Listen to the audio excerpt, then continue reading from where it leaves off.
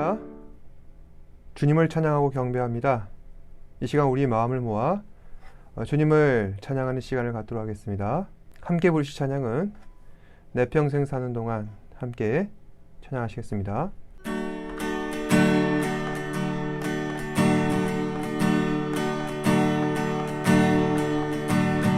내 평생 사는 동안 주 찬양하리. 여호와 하나님 내 주를 찬양하리. 주님을 묵상함이 즐겁도다. 내 영혼 주 안에서 찬기쁘리. 내 영혼아 주님을 송축하라. 내 영혼아 주님을 찬양하라.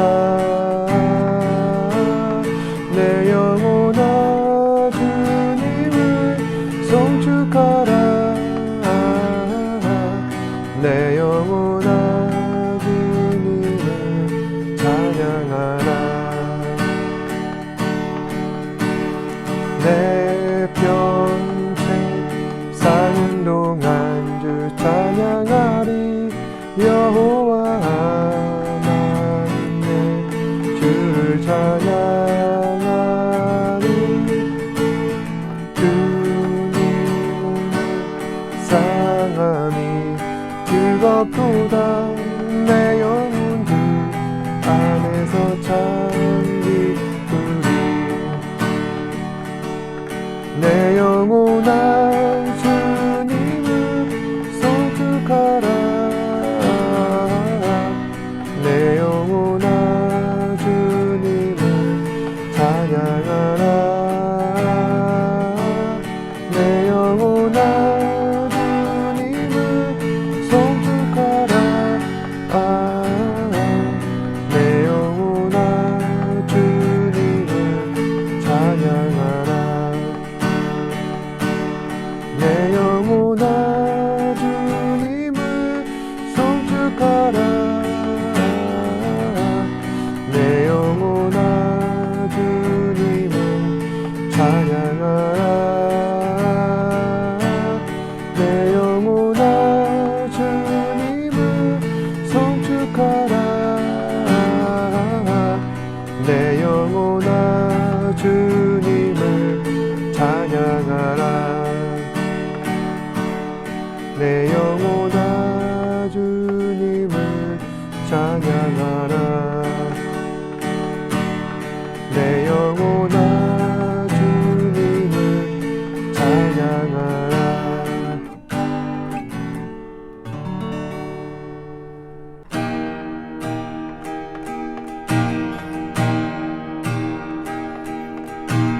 내게로부터 눈을 들어 주를 시작할 때 주의 일을 보겠네. 내 작은 마음 돌이키사 하늘의 꿈 꾸게 하네. 주님을 볼 때 모든 시선을 주님께 드리고 살아계신 하나님을 느낄 때 내 삶은 주의 역사가 되고 하나님이 일하기 시작하네. 성령이 날 변화시켜 모든 두려움 사라질 때 주의 일을 보겠네. 함께한 땅한 가운데서 주님만 알게 되리. 주님을 볼 때 모든 시선을 주님께 드리고 전능하신 하나님을 느낄 때 세상 역사가 되고 하나님이 일하기 시작하네. 모든 시선을 주님께 드리고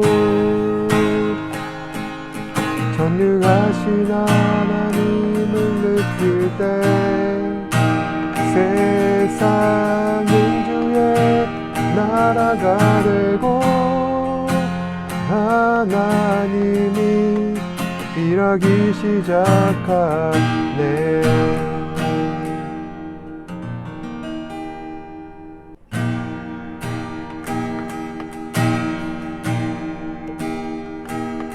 주님을 바라봅니다. 비록 지금은 넘어져도 주가 이곳에 여전히 계시기에 주를 바라봅니다. 주님을 바라봅니다. 비록 지금은 넘어져도 주가 이곳에 여전히 계시기에 주를 바라봅니다. 세상은 여전히 어둡고 우리 두 눈 가리워 한치 앞길 우리 알 수 없으나 여전히 우리의 곁에서 우리 감싸 안으시는 주님, 우리의 시선을 드리리. 주님을 바라봅니다. 비록 지금은 넘어져도 주가 이곳에 여전히 계시기에 주를 바라봅니다. 주님을 바라봅니다. 비록 지금은 넘어져도 주가 이곳에 여전히 계시기에 주를 바라봅니다. 세상은 여전히 어둡고 우리 두 눈 가리워 한치 앞길 우리 알 수 없으나 여전히 우리의 곁에서 우리 감싸 안으시는 주님, 우리의 시선을 드리리. 세상은 여전히 어둡고 우리 두 눈 가리워 한치 앞길 우리 알 수 없으나 여전히 우리의 곁에서 우리 감싸 안으시는 주님, 우리의 시선을 드리리. 주님을 바라봅니다. 비록 지금은 넘어져도 주가 이곳에 여전히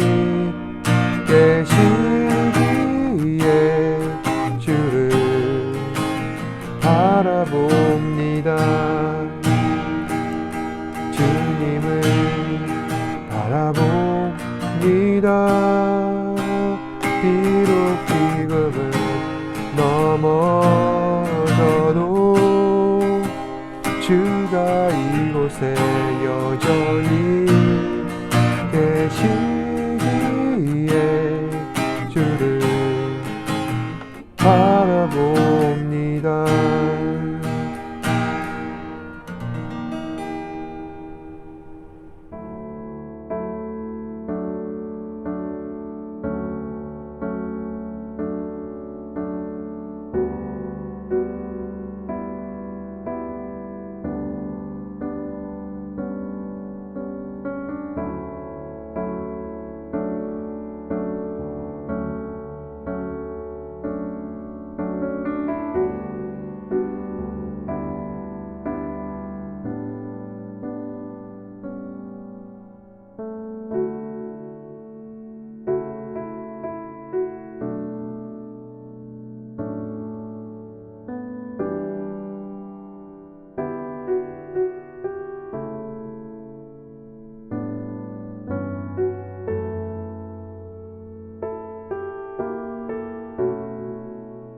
일본 속담에 보면은 적은 혼노지에 있다라고 하는 말이 있습니다. 이게 무슨 의미인가 하면은 과거 일본의 전국 시대로 거슬러 올라갑니다. 지금부터 약 458년 전의 이야기인데 그때는 생고쿠 시대였다고 합니다. 당시에는 일본에 왕이 있었고 각 지역을 다스리는 다이묘 간에 치열한 내전이 있었는데 그때 오다 노부나가라고 하는 뛰어난 다이묘가 있었다고 합니다. 그런데 당대 영걸이었던 오다 노부나가는 어이없는 일로 목숨을 잃게 됩니다. 그의 부하 장수였던 아케치 마츠히데라고 하는 사람이 있는데 이 사람은 적은 혼노지에 있다라고 하는 말을 외치며 오다 노부나가의 판단을 흐리게 만들었고 자신의 죽음을 결국 수세에 몰아 오다 노부나가가 스스로 자결하게 만들었다고 합니다. 그 이후로 사람들은 적은 혼노지에 있다라는 말을 이렇게 받아들인다고 합니다. 적은 멀리 있는 것이 아니라 내부에 있다. 적은 멀리 있는 것이 아니라 내부에 있다. 사실 이 말은 굳이 저 멀리에 있는 일본의 예를 들지 않고도 우리 일상 가운데 흔히 일어나는 일이기에 너무나도 공감되는 말이 아닐 수 없습니다. 특히 신앙인으로서 우리 삶의 모습이 그렇다는 것입니다. 정말 신앙이 독실한 사람들은 세상에서 일어나는 일로 인하여 여간에선 흔들리지 않습니다. 때론 세상 일이 우리 마음을 흔든다 할지라도 그것이 우리 신앙의 심각할 위기를 초래할 그런 결정차가 되지는 않는다는 것입니다. 결국 우리 자신을 쓰러뜨리는 것은 우리 자신입니다. 나의 안이한 현실인식이 그리고 나의 교만한 마음과 나의 나태한 마음이 나의 믿음을 약하게 만들고 그로 인하여서 하나님을 떠나게 만드는 것입니다. 결국 모든 원인은 나로부터 시작되는 것입니다. 오늘 함께 읽으신 베드로 후서는 여러분이 익히 알고 계신 예수님의 제자 베드로가 쓴 편지입니다. 당시 이 시대적 상황이 어떠했냐면은 교회를 향한 극심한 박해의 시간이었습니다. 이때는 로마가 지중해 인근 지역 모두를 평정한 대제국 시대였습니다. 그리고 이때 집권한 황제는 그 유명한 미치광이 네로였습니다. 네로는 집권 초반에는 뛰어나고 훌륭한 황제가 될 것으로 기대받는 인물이었습니다. 하지만 점차 시간이 지나면서 그의 본색이 드러나기 시작합니다. 네로는 사치와 향락을 일삼았고 정신병 수준의 광기를 보이며 자신의 친족까지 살해한 잔인한 인물이었습니다. 더군다나 기독교 신자를 극도로 싫어하여 자신은 예술 활동한다면서 교회 성도를 여러 명 기둥 위에 매달아 놓고 불에 태워서 그 신음소리를 들으며 하루 종일 거리를 밝히는 잔악한 인물이 네로였습니다. 이런 엄혹한 시대에 베드로는 교회를 이끌어 왔던 것입니다. 하지만 이제 그에게도 이 땅에서의 삶을 마무리할 때가 찾아옵니다. 베드로는 주후 66년 즈음에 네로에게 체포되어서 십자가형을 언도받았는데 그때 베드로가 당부하길 나는 감히 주님과 같은 방식으로 처형당할 면목이 없다. 나를 거꾸로 십자가에 매달아 달라. 그래서 역십자가를 당한 그 일화는 우리에게 유명한 일화로 남아 있습니다. 오늘 말씀은 아직 그가 처형당하기 전 그가 남겨두고 떠나야 하는 교회 성도들을 향하여 전하는 베드로의 마지막 부탁의 말씀이었습니다. 오늘 말씀에 보면 베드로는 이렇게 전합니다. 16절 말씀. 우리 주 예수 그리스도의 능력과 강림하심이 너희에게 알게 한 것이 교묘히 만든 이야기를 따른 것이 아니요 우리는 그의 크신 위엄을 친히 본 자라. 이 말씀에 따르면 지금까지 내가 교회를 섬기면서 너희에게 전한 모든 말씀은 지어낸 말이 아니다. 나는 실제 모든 일을 보고 듣고 직접 겪었다. 여러분, 지금 베드로는 교회 성도들에게 왜 이런 이야기를 하는 걸까요? 당시 교회는 로마의 박해로 엄혹한 상황이라 말씀을 드렸습니다. 그런데 교회 안에는 로마의 박해보다 더 심각한 일들이 있었습니다. 교회 안에 잘못된 가르침을 전하는 거짓 선지자들, 거짓 교사들이 들어와 교회의 성도들을 현혹하고 미혹시켜서 자꾸만 하나님을 떠나게 만들었다는 것입니다. 제가 앞서 말씀드린 우리의 적은 멀리 있는 것이 아니라 내부에 있다. 바로 그러한 현실이 지금 베드로가 섬긴 교회 안에 일어나고 있다는 것입니다. 그럼 당시 교회 안에서 어떤 잘못된 가르침이 전파되고 있었던 걸까요? 16절 말씀을 통해 미루어 짐작하건대 크게는 두 가지 잘못된 가르침이 있었던 것 같습니다. 우선 첫 번째, 기적에 대한 사람들의 잘못된 인식입니다.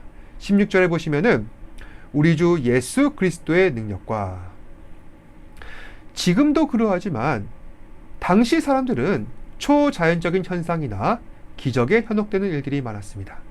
그래서 어떤 사람들이 말하길, 내가 손을 들어 간절히 기도하였더니 병든 사람이 일어나더라. 내가 어느 날 꿈을 꾸었는데 다음날 실제로 꿈이 현실로 일어나더라. 그러면서 사람들은 당시에 점차 신비주의에 홀릭되어서 현실과 동떨어진 신앙생활을 하게 되었다는 것입니다. 그러다 보니 내 삶 속에 살아계신 우리 주 예수 그리스도, 그 말씀 앞에 순종하고 참 그리스도인으로 열심히 살아가려는 그런 거룩한 삶의 노력은 기울이지 아니하고 어리석고 헛된 일에만 전념하게 되었다는 것입니다. 사실 이러한 일들은 비단 과거의 일뿐만은 아닙니다. 오늘날에도 소위 사입이라 불리는 유사 기독교회들이 이러한 어처구니 없는 일들을 나타내고 있다는 것입니다. 내가 기도하였는데 그 다음날 떼돈을 벌었다. 하나님께서 꿈속에 음성으로 들려주시길, 내가 무엇을 하였는데 그대로 이루어졌더라. 이런 신비주의를 탐닉하는 일들이 얼마든지 우리 주변에도 일어나고 있다는 것입니다. 여러분께서 좀 오해하실까봐 분명히 말씀드리는데, 하나님의 초자연적인 역사, 지금 시대 가운데서도 얼마든지 일어날 수 있습니다. 우리는 하나님의 무한하신 능력을 감히 단정 짓거나 제한할 수 없기에 하나님의 초자연적인 역사하심을 우리는 지금도 믿고 있습니다. 하지만 그와 동시에 이러한 일들에 관하여 신중해야 한다는 것입니다. 정말 그것이 하나님의 역사하심인가? 하나님께서 그 사람 가운데 함께 하셔서 기적을 나타내신 것인가? 잘 분별해야 한다는 것입니다. 그리고 그 사람이 거짓 선지자인지 참 하나님의 사람인지 분명하게 깨달아야 할 것인데, 어떻게 해야 그 사람이 하나님의 영과 함께하는 사람인지 알 수 있느냐? 말씀으로 바로 섰는가? 그 사람이 말씀으로 바로 서지 않았는가? 그 여부를 통하여서 우리는 알 수 있다는 것입니다. 물론 거짓 선지자들도 얼마든지 말씀을 갖고 사람들을 헷갈리게 할 수 있습니다. 그럼에도 그 사람이 말씀의 사람인지 아닌지 판단하는 어떤 기준이 필요한데, 그건 그 사람이 나타내고 있는 열매를 보면 알 수 있다는 것입니다.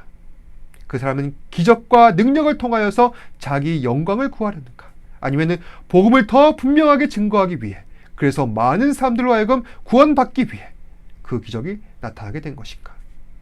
그래서 교회 안에 일어나는 모든 일들에 대한 판단은 항상 신중하고 더뎌야 한다는 것입니다. 하나님께서는 언젠가 교회 안의 모든 일들에 관하여 그 명함을 나타내실 것이기 때문입니다. 두 번째입니다. 당시 베드로가 사역하였던 교회 안에 일어난 잘못된 일들 가운데 또 다른 하나는 재림에 관한 사람들의 오해였습니다. 16절 말씀, 우리 주 예수 그리스도의 능력과 강림하심을 너희에게 알게 한 것이, 이 말씀은 종말에 대한 내용이기도 한데, 당시에 어떤 사람들은 이제 곧 우리 주님께서 이 땅에 오실 것이고 모든 것을 다 심판하실 것이니 내가 더 이상 열심히 일해서 뭔 소용이 있겠느냐, 일하지 말고 탱자탱자 놀면서 살자. 그래서 무의도식하며 교회만 열심히 나오는 그런 사람들이 있었다는 것입니다. 우리나라에도 그런 사례가 있었습니다. 1990년대에 다미 선교회라 하여서 이 사람들은 구원받은 성도들이 하늘 위로 올라가는 휴거가 곧 일어나게 될 것이다. 그렇게 주장하면서 너희는 더 이상 일하지 않아도 된다. 집도 필요 없다. 너희 모든 재산을 교회에 바치고 교회에 나와 매일 예배하고 기도해라. 그래서 삶을 포기해버린 어리석은 일들이 일어나게 되었다는 것입니다. 결국 모든 것이 다 사기로 판명되었고 사람들을 선동한 그 책임자들은 경찰에 체포되었습니다. 여러분, 우리는 우리 예수님께서 언제 이 땅에 다시 오실지 알 수 없습니다. 하지만 언젠가는 반드시 이 땅에 오실 것입니다. 예수님께서는 내가 이 땅에 다시 올 때까지 아무도 일하지 말고 교회에만 모여서 기도해라, 그런 말씀 안 하셨습니다. 우리에게 주어진 일상 가운데에서 하나님을 섬기는 마음으로 열심히 일하고 생활에 충실하고 주일이 되면은 열심히 예배드리고 하나님께 헌신하고 주변도 널리 복음을 전하는 일반적인 신앙생활을 전심으로 한다면 그 사람은 신앙생활을 잘하는 것입니다. 결국 베드로가 사역했었던 그 당시 교회 안에서는 왜 이와 같은 사이비 기적, 잘못된 종말론이 퍼지게 된 것일까요? 그들은 말씀 앞에 바로 서지 못했던 것입니다. 그래서 베드로는 자신이 보고 들은 직접 그 경험들을 사람들에게 전하게 된 것입니다. 17절에서 18절 말씀. 지극히 큰 영광 중에서 이러한 소리가 그에게 나기를 이는 내 사랑하는 아들이요 내 기뻐하는 자라 하실 때 그가 하나님 아버지께 존귀와 영광을 받으셨느니라. 이 소리는 우리가 그와 함께 거룩한 산에 있을 때에 하늘로부터 난 것을 들은 것이라. 이 말씀은 예수님께서 공생의 사역을 감당하셨을 때 베드로가 경험했던 일, 예수님께서 광채를 나타내셔서 변화하셨던 놀라운 기적을 체험한 사건인데, 그때 베드로는 하늘로부터 예수님께 대한 이야기를 보고 들었던 것입니다. 이는 내 사랑하는 아들이요 기뻐하는 자라. 다시 말해서 하나님께서는 예수님이 독생자이심을 인정하신 것입니다. 그런데 여기서 우리가 알아야 할 핵심은 이것입니다. 지금 베드로는 자신의 경험을 통하여 자기 영광, 자기 권위를 취하려고 한 것일까요? 아니라는 것입니다. 베드로가 자기 경험을 통하여 사람들에게 전한 그 목적은 이런 것입니다. 너희는 저마다 기적을 나타내고 능력을 통하여서 자기의 영광을 채우려고 하는데 나보다 더 놀라운 기적과 능력을 체험한 사람이 있느냐? 나는 하나님의 독생자 예수님께서 밝게 변화하신 놀라운 광경을 직접 두 눈으로 보았다. 그런 나조차 과거 내가 겪었던 체험을 자랑하지 않는다. 왜냐하면 기적과 능력보다 더 중요한 것이 있는데 바로 19절 말씀입니다. 또 우리에게는 더 확실한 예언이 있어 어두운 데를 비추는 등불과 같으니 날이 새어 샛별이 너희 마음에 떠오르기까지 너희가 이것을 주의하는 것이 옳으리라. 그러니까 이러한 기적과 능력보다 더 확실한 예언이 우리 가운데 있는데 무엇인 줄 알겠느냐? 바로 우리에게 주어진 성경 말씀이다. 66권의 성경 말씀 외엔 다른 어떤 예언도 없는 것이고 그보다 더 놀라운 기적의 역사란 없는 것이다.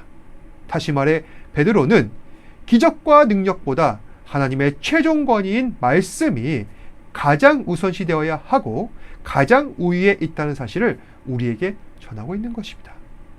오늘날 어떤 사람들 가운데 말씀에 대해서는 제대로 알지도 못하면서 기적 운운하고 능력 운운하는 사람들이 참으로 많습니다. 오늘 베드로는 말씀 앞에 바로 서야 우리를 혼미케 하고 잘못된 길로 향하게 하는 그 사람들의 미혹으로부터 보호받을 수 있다 우리에게 주장하고 있는 것입니다. 또한 우리가 말씀을 들을 때 한 가지 더 유의해야 할 일이 있는데 20절에서 21절 말씀. 먼저 알 것은 성경의 모든 예언은 사사로이 풀 것이 아니니 예언은 언제든지 사람의 뜻으로 낸 것이 아니요 오직 성령의 감동하심을 받은 사람들이 하나님께 받아 말한 것임이라. 그러니까 성경을 읽을 때 자의적으로 해석하지 말고 오직 성령 안에서 성령의 감동하심을 따라 읽어야 한다는 것입니다. 왜 그런가? 성경은 성령의 감동을 받은 사람들이 하나님께 전해들은 말을 통해 기록된 말씀이기 때문입니다. 그리고 오늘날 우리의 삶이, 우리 신앙이 위태로워지는 징조가 있다면 그 원인은 무엇 때문인가? 바로 하나님의 말씀이 우리 삶의 분명한 삶의 중심을 붙잡고 가지 못하기 때문에 쉽게 흔들리는 것이므로, 따라서 우리는 항상 말씀 안에 바로 서고 말씀 중심으로 신앙해야 한다는 것입니다. 그러면 어떤 사람이 말씀 중심의 신앙인이라 할 수 있는가? 아까도 말씀드렸지만은 그 사람의 열매를 보면 알 수 있다는 것입니다. 내가 말씀을 열심히 읽었는데 나타나는 열매는 빈약하고 초라하다면 그 사람은 말씀대로 살지 않는 사람일 가능성이 높다는 것입니다. 그리고 말씀대로 살아가는 사람들, 그 사람들은 반드시 예배를 소중히 여깁니다. 만약 말씀대로 산다고 하면서 예배를 소홀히 여긴다면은 그 사람은 말씀대로 살지 않을 가능성이 높습니다. 그러니 말씀을 내가 정말로 사모한다면은 예배도 사모해야 하는 것입니다. 말씀을 정리하겠습니다. 지금 우리는 큰 도전의 시대를 살고 있습니다. 자기 멋대로, 자기 내키는 대로 폭주하는 시대를 살고 있습니다. 그렇게 산다 해도 어느 누구 하나 진심으로 걱정하고 위로해주는 그런 말조차 입 밖에 내지 않는 그런 시대를 살고 있다는 것입니다. 우리는 모두 그렇게 서로에게 수수방관한 채 살고 있습니다. 결국 오다 노부나가를 죽인 아케치의 말처럼 우리의 적은 혼노치에 있는 것이 아니라 우리 안에 있는 것입니다. 우리는 우리 안에 있는 내부의 적을 잘 단속해야 합니다. 우리 안에 있는 하나님을 거역하는 삶의 모습, 말씀을 거역하고 말씀에 위배되어 살아가는 그러한 삶의 모습, 그렇게 살더라도 전혀 양심의 가책을 받지 아니하는 그러한 삶의 모습, 말씀 안에서 그리고 성령 안에서 우리 내면을 들여다보고 그 심각성을 인지해야 할 것입니다. 하나님께서는 언제나 우리에게 자비와 긍휼을 베풀어 주십니다. 그 증거가 바로 오늘 함께 읽은 이 말씀입니다. 주의 말씀을 깊이 깨닫고 언제나 자기 영광, 자기만의 세계에 도취된 채 살지 말아야 할 것입니다. 이 말씀의 때 우리 주님께서 심중에 들려주시는 그 귀한 음성을 들어야 할 것입니다.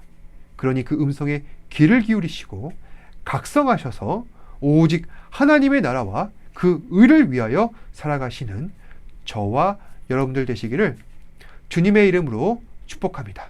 기도하겠습니다. 사랑과 은혜가 충만하신 아버지 하나님, 오늘도 이 시간 우리에게 은혜를 허락하셔서 귀한 말씀 들려주시고 이 어둠의 시대 가운데 하나님의 말씀을 밝게 분별하는 영을 허락하여 주시니 감사합니다. 하지만 여전히 우리의 적은 우리 안에 있습니다. 하나님의 말씀을 거역하고 불순종하는 우리의 삶의 모습들이 우리 안에 있습니다. 주님, 우리 안에 있는 적을 잘 단속하게 하시고 오직 주의 앞에 충성하고 주의 말씀 앞에 순종함으로 하나님께서 기뻐하시는 참 그리스도인의 모습으로 살아가는 우리 사랑하는 지체들 되게 하여 주시옵소서. 그리하여서 우리의 삶을 온전히 주님 앞에 바쳐드리며 주 앞에 영광된 삶을 살아가는 때에 그 안에서 우리 삶 가운데 나타내시는 놀라운 기적의 역사, 은혜의 역사, 능력의 역사를 체험하게 하시고 그래서 주 앞에 영광된 삶을 살아가며 참된 복음의 열매를 나타내는 우리 사랑하는 지체들 되게 하여 주시옵소서. 모든 말씀 예수님 이름으로 기도합니다. 아멘. 하늘에 계신 우리 아버지여, 이름이 거룩히 여김을 받으시오며 나라가 임하시오며 뜻이 하늘에서 이루어진 것 같이 땅에서도 이루어지이다. 오늘 우리에게 일용할 양식을 주시옵고 우리가 우리에게 죄 지은 자를 사하여 준 것 같이 우리 죄를 사하여 주시옵고 우리를 시험에 들게 하지 마시옵고 다만 악에서 구하시옵소서. 나라와 권세와 영광이 아버지께 영원히 있사옵나이다. 아멘. 힘을 내요 당신에게